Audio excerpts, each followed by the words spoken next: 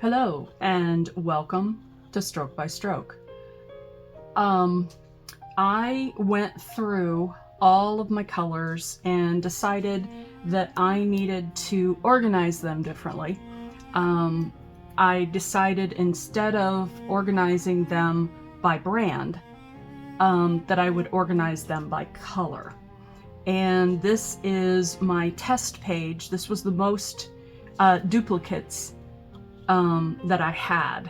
And so these are all the colors right here that I had space for.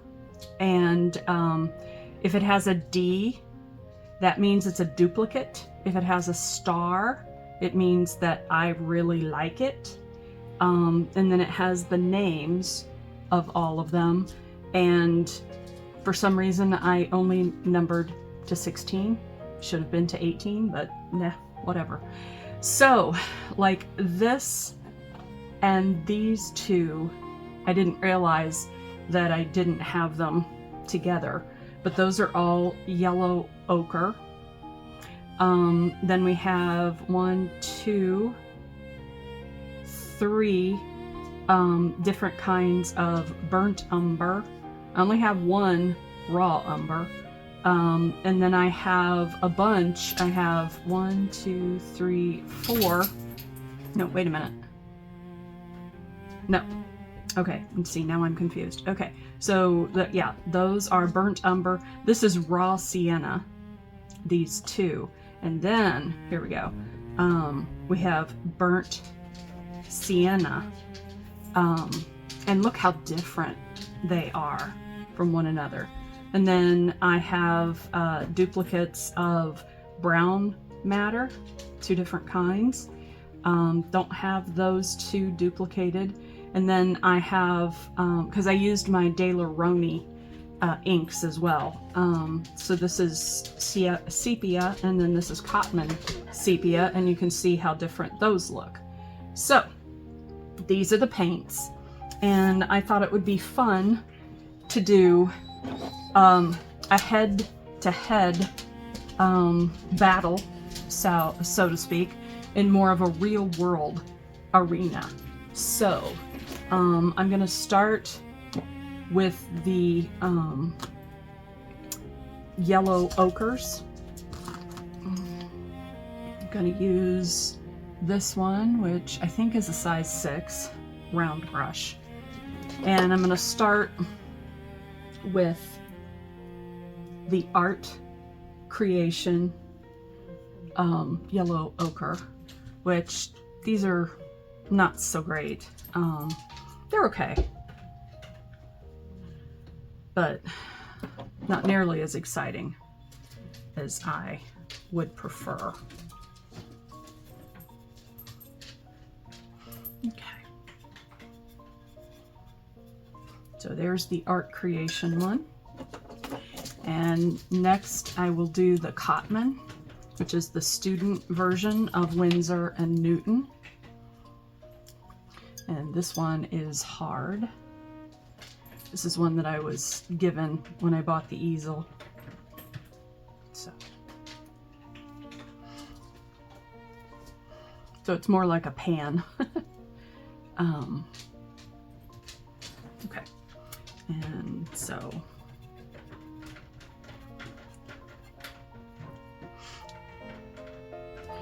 and there you can see it's more orange than the other one.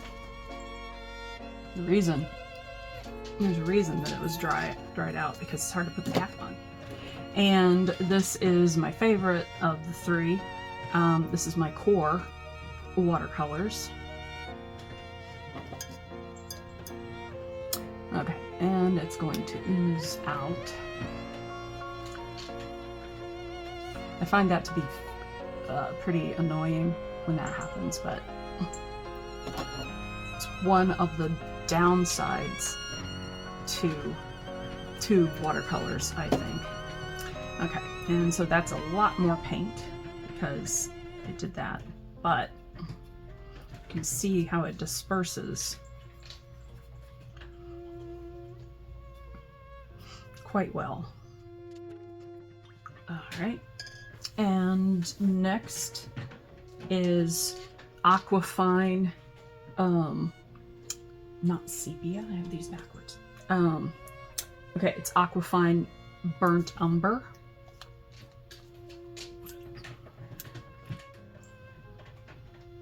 And I'll do it up here. And remember, this is a watercolor ink as opposed to a watercolor paint, but it's all right. Okay, and then let's see here, looking for Daniel Smith Burnt Umber here. And there you can see how it's just a more orange hue to it than that one. And let's see here. So that was Daniel Smith. Okay, and now we have the Art Creation Burnt Umber.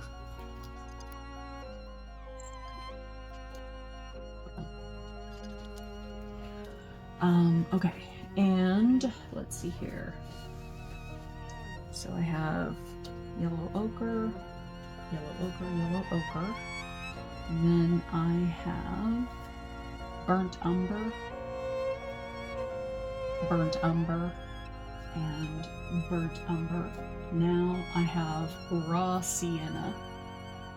Let's see here. I have the DBP raw sienna.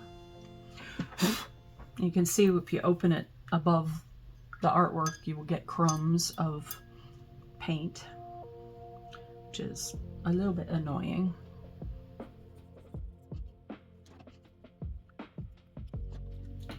And now the M. Graham raw sienna.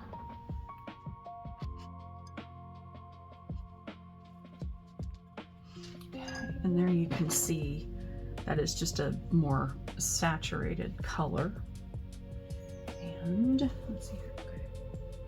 Okay. Now we have the Art Creation. This is the burnt sienna, and it's the burnt aspect is so much more orange, and it's also trying to do that ooze out thing, which I find to be very frustrating, but it is what it is.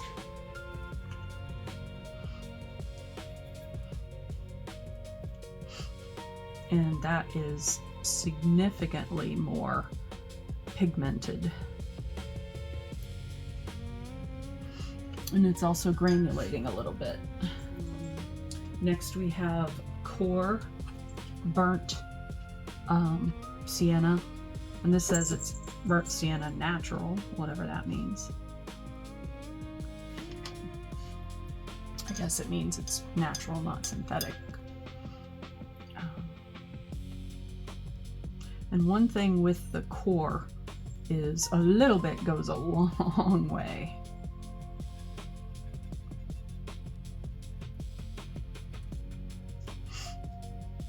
There we can see them all together. Okay. And next we have the Winsor & Newton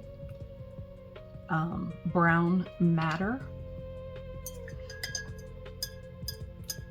which is kind of a pinker color.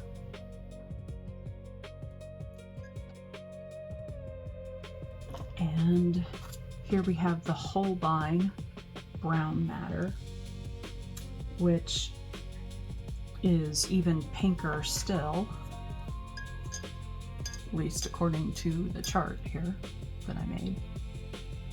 And that may be because it is dried. So let's see. Nope, that's just out and out redder. Okay.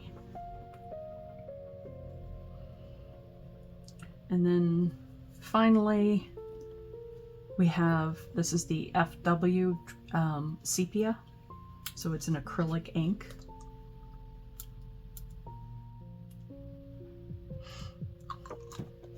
And I am quite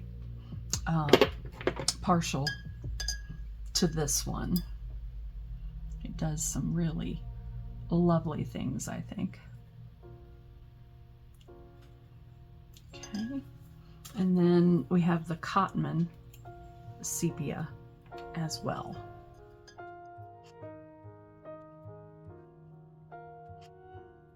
And they do look a bit different. I like them both, but for different reasons.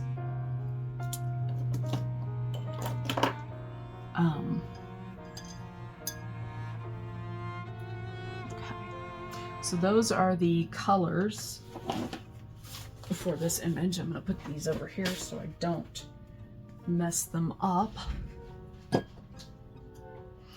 And I'm going to come back in with a larger round brush again.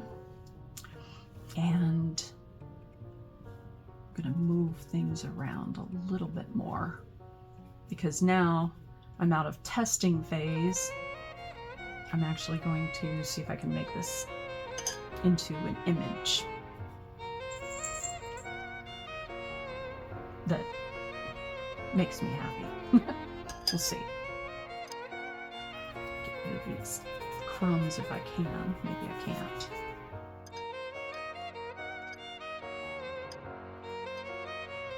It's trying to dry up on me here.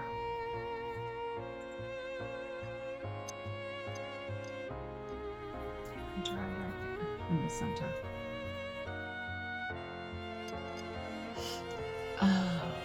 And because I cannot help myself, I am going to add some FW white, because that's something I almost always do.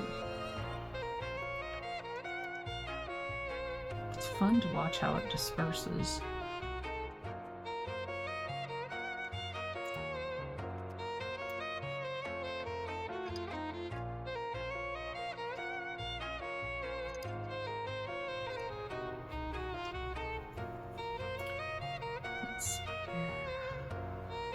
I'm going to go ahead and come back to the sepia as well.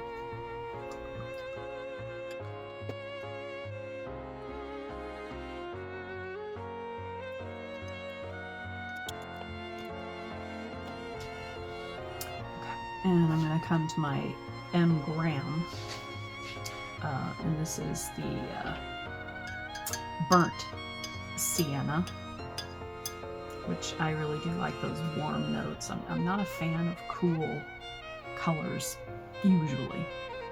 Sometimes, but not usually.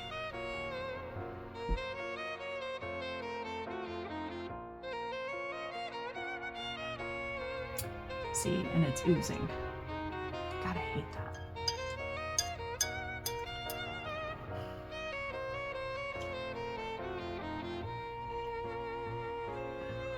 I'm actually going to take the excess here and put it in palette, because I won't waste paint.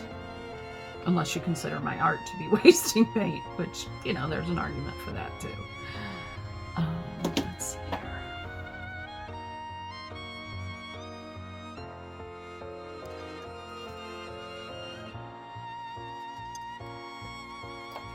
And this is the Holbein brown matter.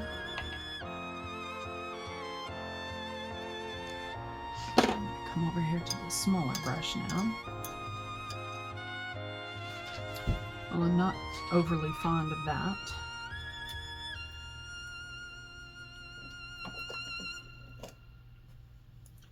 Here's M. Graham raw sienna again.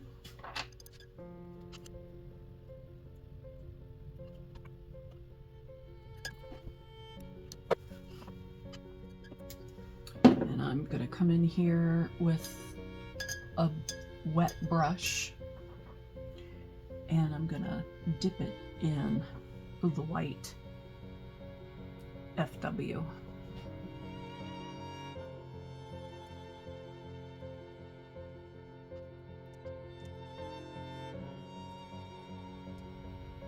Ooh.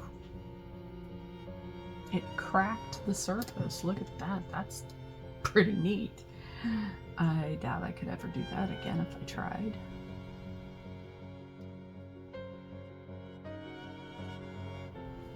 And I'm certain that the reason I'm getting interesting effects here is because of the acrylic inks. You can see how they interact with one another. Let's see here. I'm gonna come back here to the Cotman sepia because that's some fun granulation right there.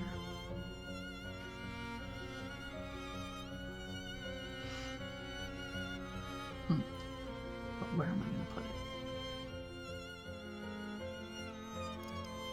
I'm also just doing this straight from the tube as opposed to mixing with water, you know. And that's the beauty of this. It's my painting and I get to do what I want. If I'm going to mix it and mess it up, and it's going to be me that messes it up.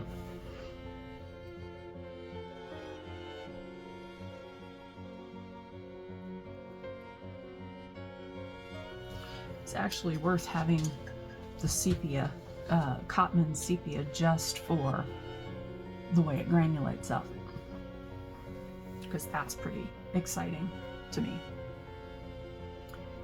And I'm going to come back here to the Aquafine Burnt Umber.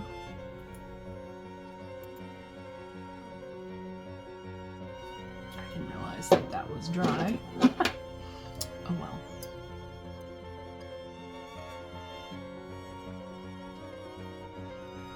And I am discovering that I have an affinity for these natural browns that are burnt, you know, so because that adds up the warmth to it.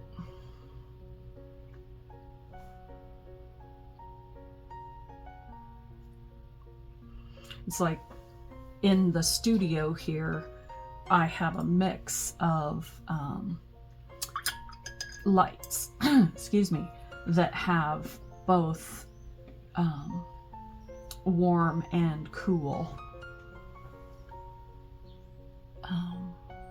because I want the color to be more natural.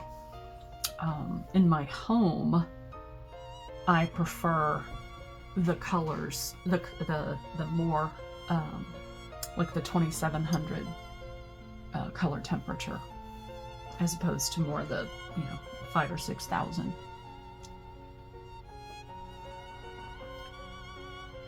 And it's just a personal preference, you know.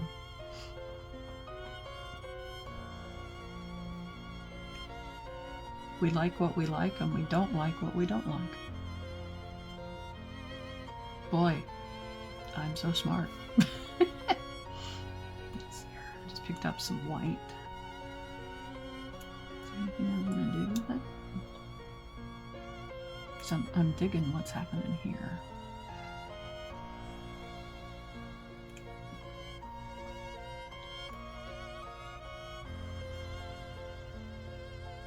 Oh, that's fun.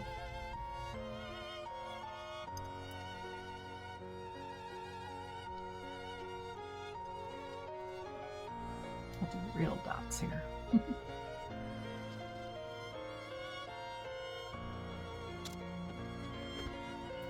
I think I'm liking this as it is. I say right before I change something, because, you know, that's me.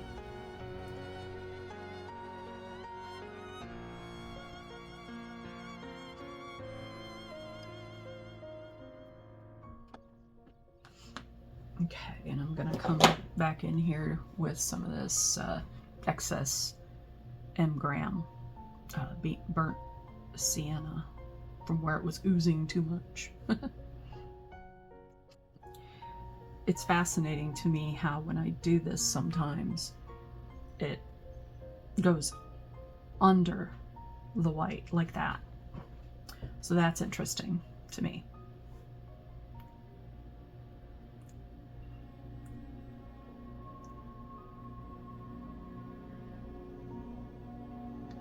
I guess I just like making things that look like mold. Because I'm definitely getting mold vibes here. And when I was a kid, I had my favorite toy, quote unquote, was a microscope that my mother got me from like a yard sale. And I just loved that thing so much. And I follow a few people on various places, like, you know, here on YouTube or on Facebook, which is usually from YouTube. Back when I used to do TikTok, which I don't do TikTok anymore,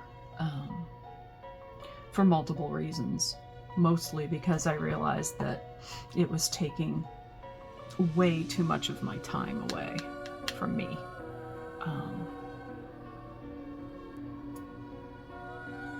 But I used to watch lots of videos through them.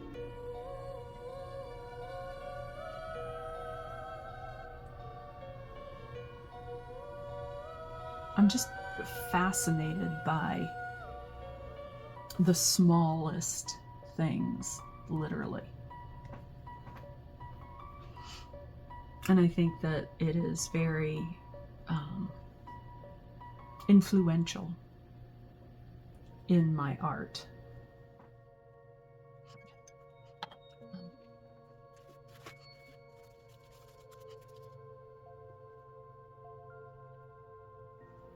It's interesting, I'm trying to draw the pigment, which is a pretty funny pun if you think about it, but of course an artist is going to draw. Not all artists draw, but... And this is definitely a different kind of drawing.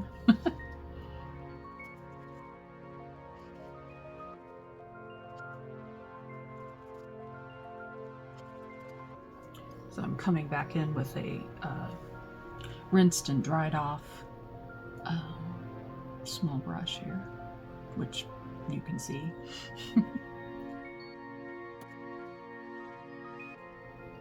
So it's not raining today, but it is very gray and pretty cold, well, cool. And my pain levels are better than they were yesterday, but still not where I would like them to be. But of course, I would like them to not exist, you know. I would like to not have pain. But I think that train has definitely left the station.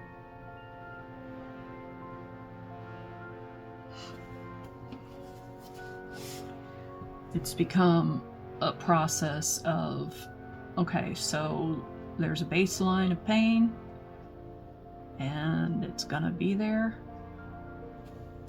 almost all the time. And so it's those breakthrough pains. Like yesterday was definitely breaking through. Just makes it so hard to ignore the pain. But the art actually did help me yesterday quite a bit. And I am sharpening the tip here of my brush. That's something that I'm not sure a lot of people realize, that you can do different things with different shapes. So for example, if I do that, it's flat, comes down to a point, but it is flat. And so you can see, I'll do it here. See how different that is than if I sharpen it to a circle, to a point.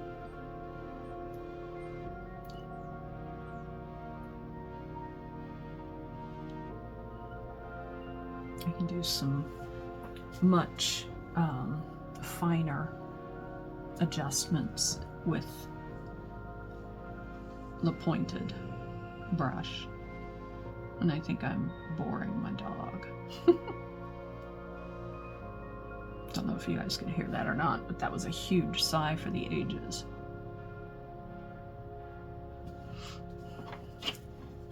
This is kind of like a modified lifting out, like you do on normal watercolor paper.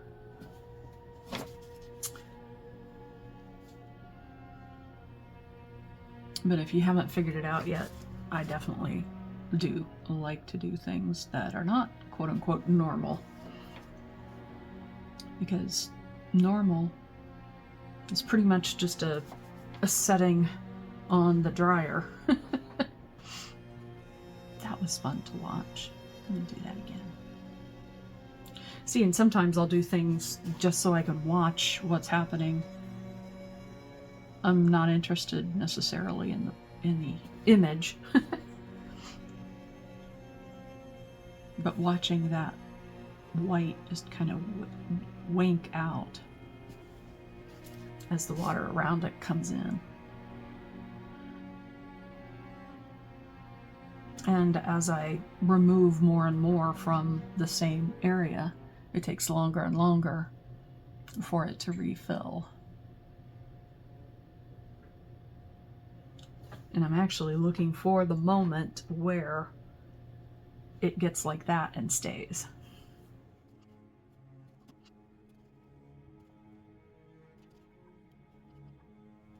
It's getting closer and closer because it's wicking some of the water out, which is exactly what I want it to do.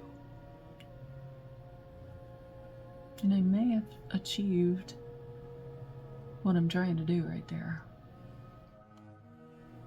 Interesting how it's almost like gelatinous here. And when I'm doing this, it's a very, very mindful exercise. And that's why, like yesterday, it really helped with the pain. Because I was 100% in the painting and not in the pain.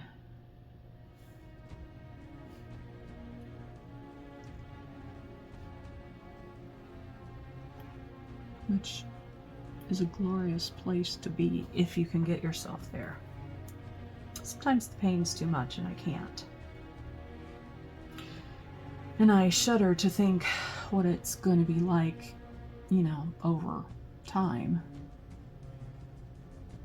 Because now that I am having pain in my replaced joints, I will never find that to be, or I will never not find that to be bizarre. But it's true. I mean, especially in the knee. Excuse me. Because my patella, my kneecap, was full of arthritis when they did the replacement. And so the doctor shaved the back of my kneecap.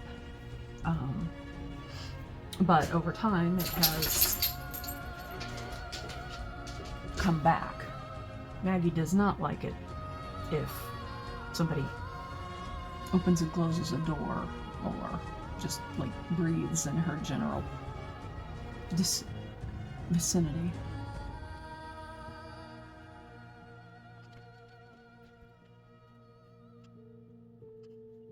This is kind of like I'm unpainting in a way. One of the things I really do like about the mineral paper is that I can do this. I can reverse paint like this, you know, take the paint out and it goes back to being white. I mean, unless I'm using a highly staining pigment or something.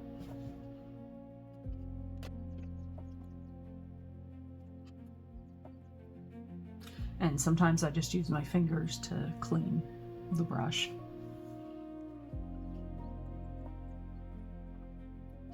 It has some lovely texture around the edges.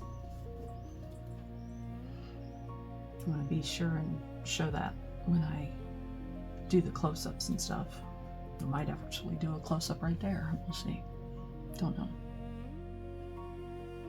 And the more it dries, the more careful I have to be that I don't mess it up. Of course, wiping it with my fingers makes my fingers feel funny, but the things I do for my art, right?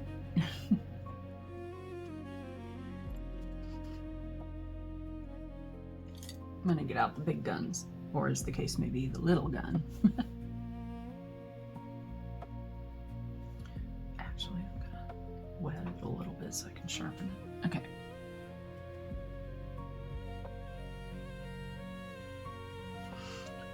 Super tiny little details here.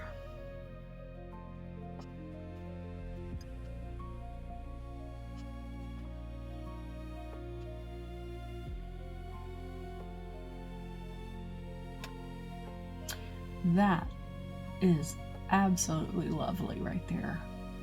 I'll do a close-up on that so you can see it.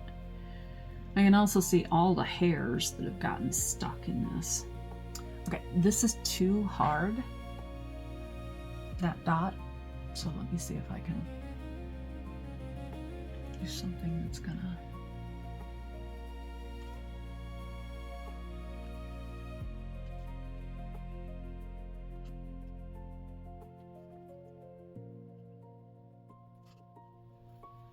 That's better.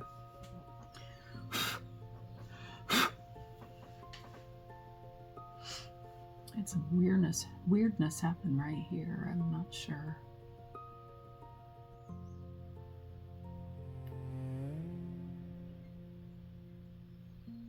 Kind of looks like a hair, but I don't see a hair there.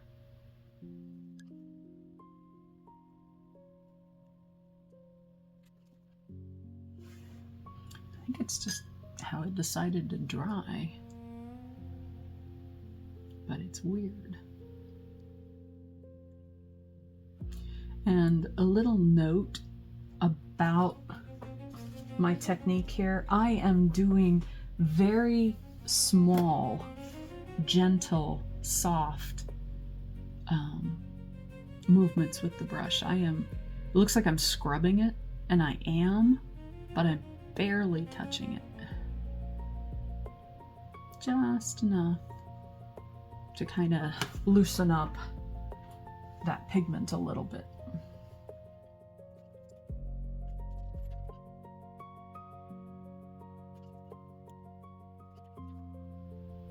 I'm turning this into a I meant to do that kind of thing here.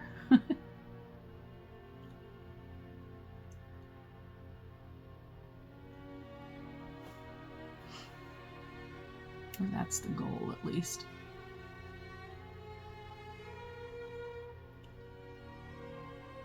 And that's some of the excitement to me as well. It's like, okay, how do I, if I don't like something, how do I fix it? How do I change it? Bring it more into line with what I want.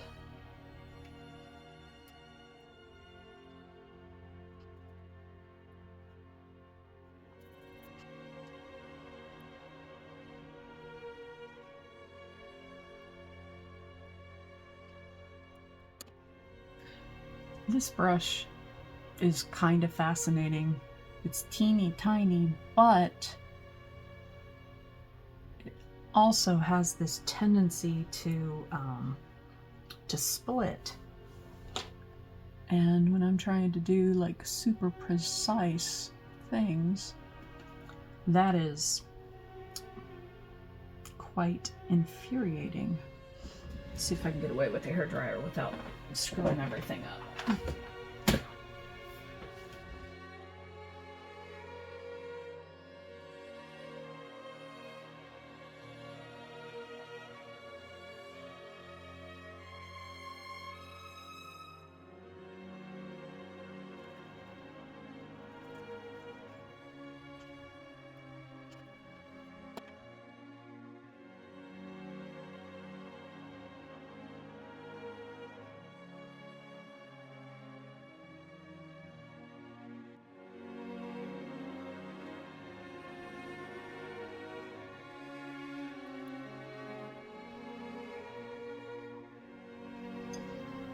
I'm going to add just a little bit of burnt sienna to that.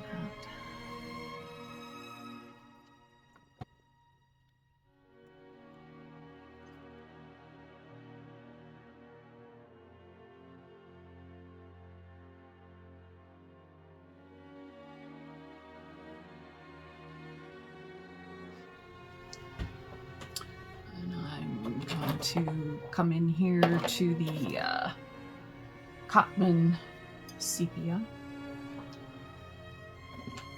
Just a little teeny tiny bit here.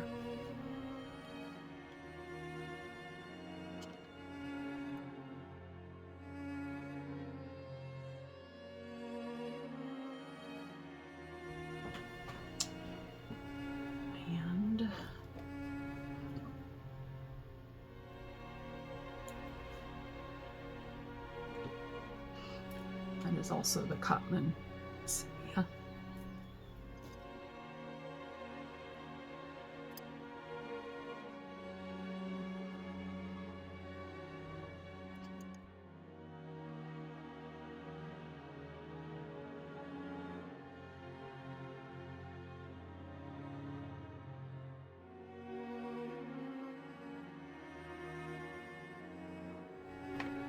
And a teeny tiny little bit of the FW sepia.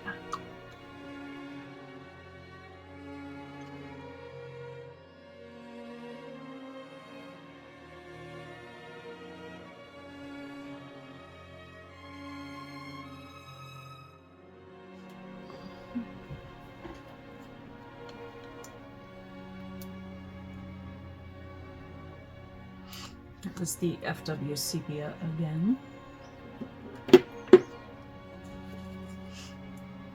Dried off brush.